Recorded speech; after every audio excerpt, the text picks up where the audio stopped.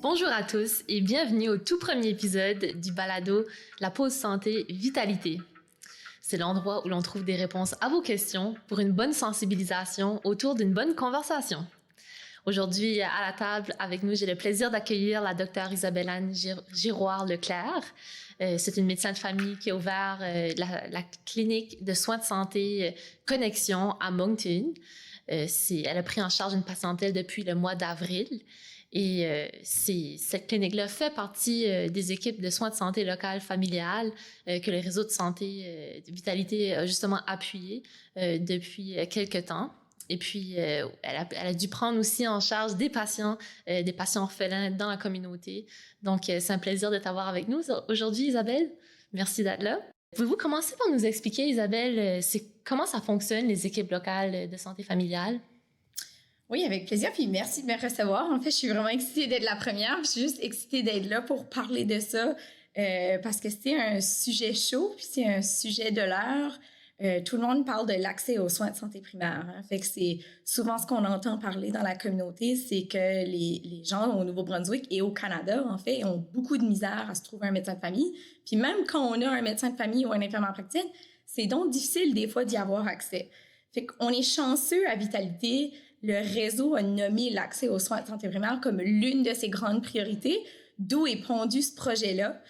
Moi, de carrière, j'étais urgentologue intensiviste depuis 10 ans avant de me lancer en médecine de famille comme telle au bureau. Puis je suis vraiment à l'envers du ruisseau. Là. Les gens ont tendance à quitter la pratique. Puis moi, je suis celle à l'annonce du modèle de Vitalité qui s'est réjouie par ce nouveau projet-là. Puis j'ai fait le contraire. En fait, j'ai laissé ma pratique d'urgence pour m'ouvrir un bureau. Fait que le Centre de santé Connexion, différemment des autres équipes locales de médecine familiale qui ont été une restructuration ou une aide à un bureau de médecin de famille qui était déjà construit, mais un peu pour les supporter à continuer la pratique. Le Centre de santé Connexion, il s'est lancé au mois d'avril, mais tout nouveau, avec 0 patient. Fait que c'est un transfert de patientèle du lien santé. Fait qu'on connaît bien le projet dont j'ai fait partie du lien santé pour avoir un espèce de filet de sécurité pour les Néo-Brunswickois qui sont sans médecin de famille. Puis ce que j'ai voulu faire, en fait, c'est passer un 6 mois à travailler dans le lien santé pour partir avec la patientèle que j'avais rencontrée. Fait que tous les gens que j'ai côtoyés, qui avaient donc pas de médecin de famille dans la région ici du Grand Moncton, quand j'ai ouvert mon bureau, je leur ai toutes offert de venir dans ma pratique puis de devenir mes patients. Fait que ça s'est passé comme un transfert de soins de mois à mois, mais dans le fond d'une pratique en collaboration sans médecin. Puis là, tout à coup, ils se faisaient attacher. Fait qu'en premier, on a invité 2000 patients à se joindre au Centre de santé Connexion, en sachant qu'on allait être moi-même, mais aussi une collègue médecin et une infirmière praticienne. Fait qu'on savait que c'était pas juste moi qui allais tout assumer cette tâche-là seule. Puis c'est vraiment ça qui vient faire le modèle de soins de vitalité, c'est qu'il vient nous forcer ou nous guider à travailler en équipe. Fait que c'est de ne pas s'ouvrir un bureau toute seule dans un coin de pharmacie, mais de plutôt planifier à pouvoir s'entraider. Puis on sait qu'ensemble, on va plus loin. Fait que le patois demeure pour le bureau du médecin de famille, le fait que je suis avec des collègues, bref, ça me permet d'être ici ce matin parce qu'il y a des gens qui s'occupent de mes patients au bureau ce matin, puis s'ils ont besoin de quelqu'un, il y a un médecin là. Puis moi, je suis dans la possibilité là, de quand même faire d'autres choses, puis d'être au bureau quand c'est mon tour. Ben c'est super, c'est vraiment, comme tu l'as expliqué, un esprit de collaboration entre plusieurs praticiens, médecins, et puis on va y revenir là-dessus un peu plus tard là, parce que j'aurai une autre question sur votre équipe. Mais maintenant, vous avez parlé un peu du sens où vous avez pris 2000 patients en charge tout de suite, et puis là, ça continue seulement d'évoluer. Mais comment diriez-vous que ce modèle a facilité l'accès aux soins pour les patients? Oui, fait que ce qu'on voit avec le modèle Vitalité, en fait, c'est parce qu'on apporte des nouveaux joueurs cliniques à l'équipe et aussi administratifs, là, vraiment. Si je peux vous définir mon équipe, on a commencé avec 2 médecins puis 2 secrétaires. Puis le compte où on est rendu maintenant, c'est qu'on a 4 secrétaires, on a une préposée, On a 3 infirmières LPN, auxiliaires, puis on a 2 infirmières immatriculées, en plus d'une infirmière praticienne et 2 médecins. Fait que vous voyez, ce qu'on a construit, c'est une espèce de pyramide où est-ce que tu vas accéder à la bonne personne au bon moment. Fait que c'est pas tous les patients qui voient à chaque visite le médecin, parce qu'il y a certaines fois où est-ce qu'ils n'ont pas besoin de voir le médecin.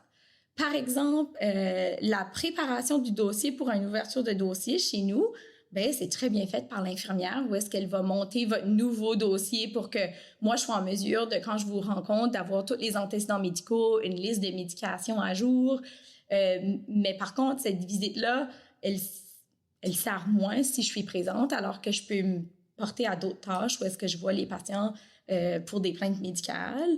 Il y a aussi chez nous, dans notre centre, une grosse portion des visites préventives. Fait qu'on met beaucoup l'accent sur la prévention. On essaie de redonner l'importance, de remonter à l'avance des maladies puis de prévenir les maladies parce qu'à la base, si la médecine de famille, on était parfait, on serait ultra fort en prévention puis on les préviendrait, les attaques de cœur puis les strokes, comme je les ai vus pendant 10 ans à l'urgence, si on était capable de traiter très bien le diabète, le cholestérol, la haute pression puis l'obésité, alors qu'on sait très bien que ça, c'est précurseur à la maladie, ben c'était un peu ça la tâche. Alors, lorsqu'on a des infirmières chez nous, ben on peut avoir des systèmes bien organisés qui nous permettent d'être à point et à jour dans la prévention. Puis lorsqu'un patient rencontre une étape dans sa prévention où est-ce que, nous, on appelle ça un échec, mais dans le fond, c'est où est-ce que la prévention aurait besoin d'une prise en charge médicale et hop, il est dirigé vers le médecin pour qu'on puisse à ce moment-là adresser peut-être le médicament ou au moins la motivation pour les changements d'habitude de vie. Fait que c'est comme des exemples. Dans le modèle vitalité, en fait, il y a au-delà des infirmières, on parle là, de rajouter des travailleurs sociaux, on parle de se tisser des liens avec les pharmaciens en communauté. Puis l'idée, là, c'est de pouvoir être agile dans la délégation du cas qui n'a pas nécessairement besoin de voir le médecin à chaque fois, tout en étant quand même le chef de file. Hein? Fait qu'on sait que la relation patient-médecin, ça vaut cher. À un moment donné, ton médecin, on dit, il te connaît par cœur. Puis ce suivi longitudinal-là, malgré que tu peux avoir des soins épisodiques ailleurs, se rattacheront toujours à ton médecin ou à ton infirmière praticienne à la base. Puis c'est vraiment ce qu'on essaie de construire dans le modèle vitalité. Fait qu'alors qu'on construit une équipe, on la construit autour de la relation centrée sur le patient et son médecin. OK, puis ça rejoint aussi ma prochaine question qui était, avec ce nouveau modèle de soins, c'est quoi les impacts sur votre pratique? Parce que vous avez parlé que vous êtes comme le chef de file un peu, avec tous les autres praticiens de la santé qui vous aident à collaborer là-dessus. Mais vous, en tant que médecin de famille et ancienne urgentologue, comment vous avez trouvé que ce nouvel modèle de soins-là, ça impacte votre pratique de jour en jour? Bien, en fait, moi, c'est certain que j'aurais pas ouvert la porte à ces 2000 patients-là d'une journée. On estime la capacité à être moins que ça, même si tu es en plein au bureau, là. Mais par le simple fait d'avoir une équipe derrière nous, c'est sûr qu'on est plus osé. Puis, à vrai dire, notre équipe, on a commencé à 2000, mais on a été capable d'en accueillir un autre 1500 dans notre pratique. On est rendu à peu près à 3500. Puis les choses se passent super bien. On a 2 marqueurs à suivre dans le modèle vitalité. On a l'accès en 5 jours, puis on a l'accès pour l'urgence mineure en 48 heures. Fait que c'est vraiment les 2 pierres angulaires que le modèle nous aide à reconnaître comme c'est ça que les patients veulent, c'est ça que les patients ont besoin.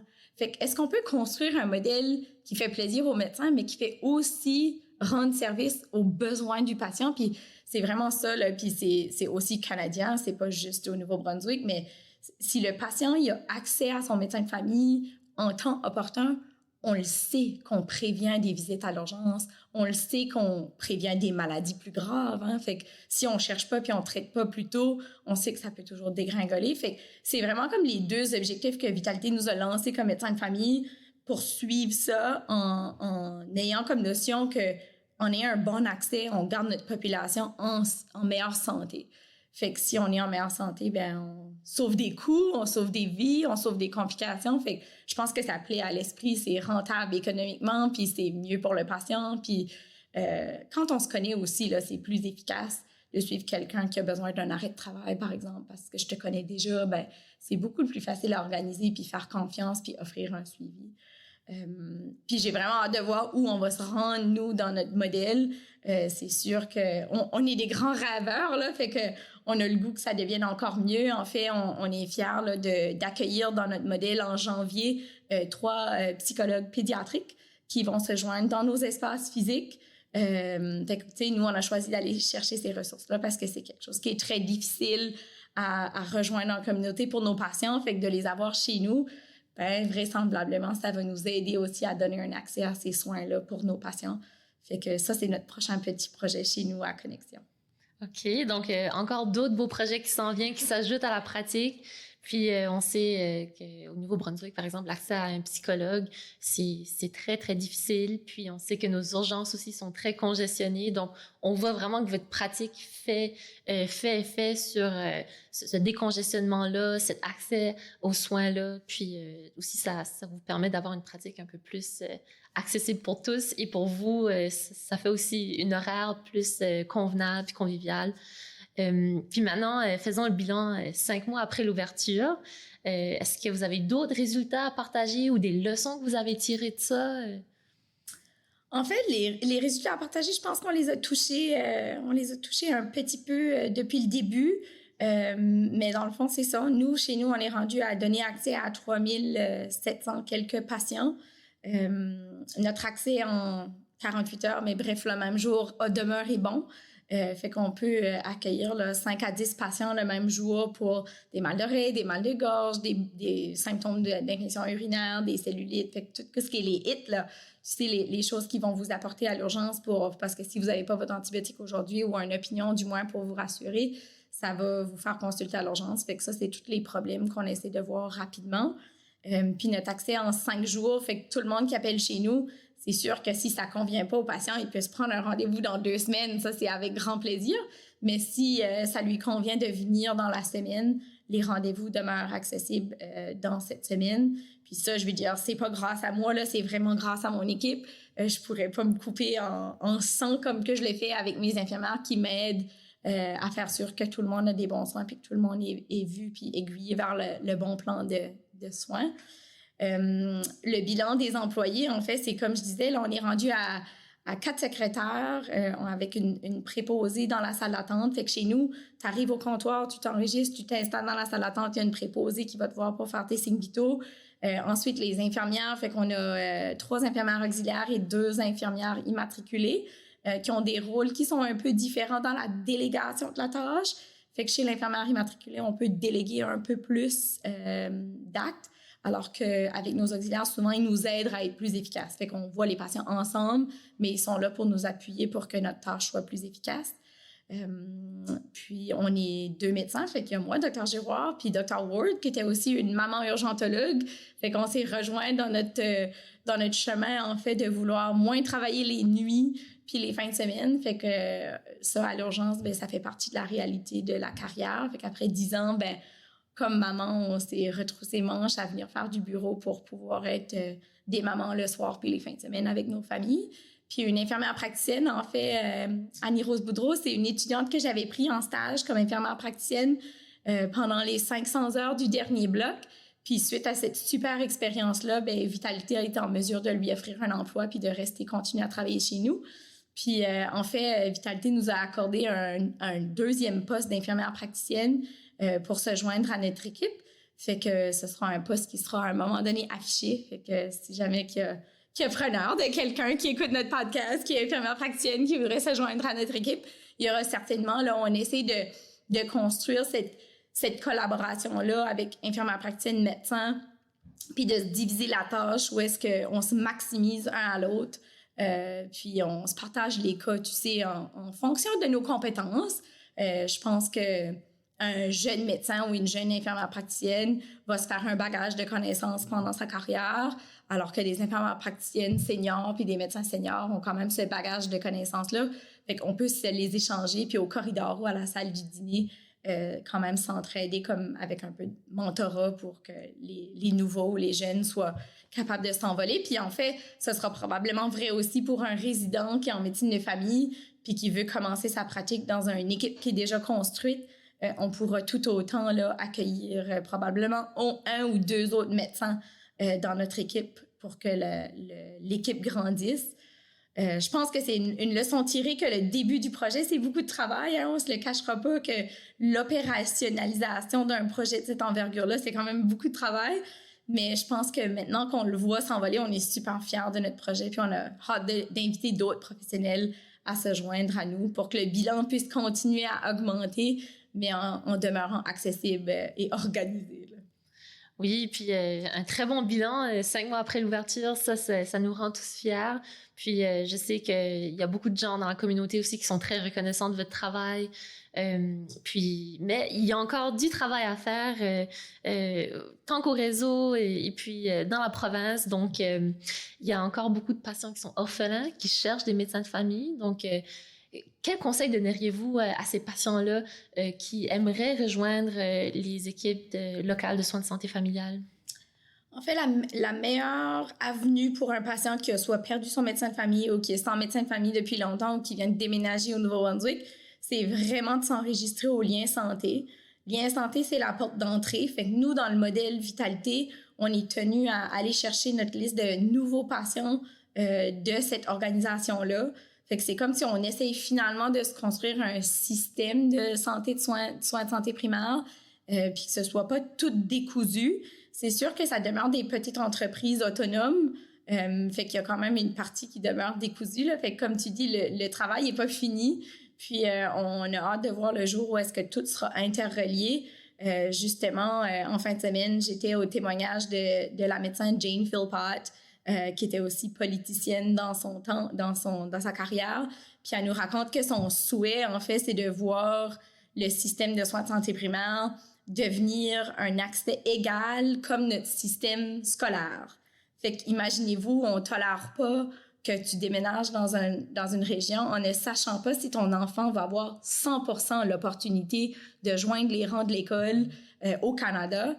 Fait que ce qu'elle propose dans son livre puis dans ses présentations, c'est de s'inspirer de ce modèle de système scolaire pour créer un système de soins de santé primaire où 100% des Néo-Brunswickois ont accès, en ayant une adresse au Nouveau-Brunswick, tu as accès aux soins de santé primaire. Puis je pense que c'est super motivant de l'entendre parler, ça donne espoir. Ce serait pas si compliqué avec des investissements monétaires à organiser ça. Je veux dire, on a des écoles, ça non plus, c'est pas parfait, mais tous les enfants, ils vont à l'école. Puis, que ça nous ferait plaisir si tous les Néo-Brunswickois auraient une maison, une équipe locale de santé familiale, où est-ce que quand tu déménages ou quand tu arrives, tu as juste à te pointer à la maison locale de santé familiale de ton quartier ou de ta communauté, puis tu pouvais t'enregistrer parce que ce serait un droit puis un accès auquel tu aurais droit. Fait que cheers à ça. C'est sûr que le réseau travaille extrêmement fort vers cette vision-là. Ils ont un projet là, qui est parti depuis presque 2 ans, maintenant 1 an et demi, qui est parti de loin. Fait que ça a certainement stabilisé un mouvement d'exode de la médecine familiale, mais c'est pas parfait. C'est encore pas parfait. Ben, on voit beaucoup de progrès qui a été fait de votre côté, puis même au côté du réseau avec cette installation-là, cette implémentation-là de nouveaux soins d'équipe de santé familiale. Puis, si on peut retenir des points importants de notre conversation aujourd'hui, Isabelle, c'est efficacité, travail d'équipe. Et puis, j'ai aimé aussi l'analogie que tu as faite de la maison dans les communautés, où est-ce qu'on peut peut-être parler aussi de l'accès à des soins de santé équitables pour tous dans notre province. Est-ce que les équipes de soins de santé familiale, c'est le futur de la médecine au Canada? Ça sera à voir parce que déjà, on a un bon départ. Puis merci encore pour tout ce que vous avez offert à la communauté, à la patientèle, puis aux autres praticiens de la santé. Ça sera le fun de vous suivre pour voir comment ça va se développer dans les prochaines années. Puis merci encore d'être venu aujourd'hui nous parler. Donc, c'est un grand plaisir. Merci de me recevoir. Au plaisir de vous donner la suite du projet du Centre de santé Connexion. Peut-être dans les prochains épisodes, ce sera un suivi qu'on va faire. Hein?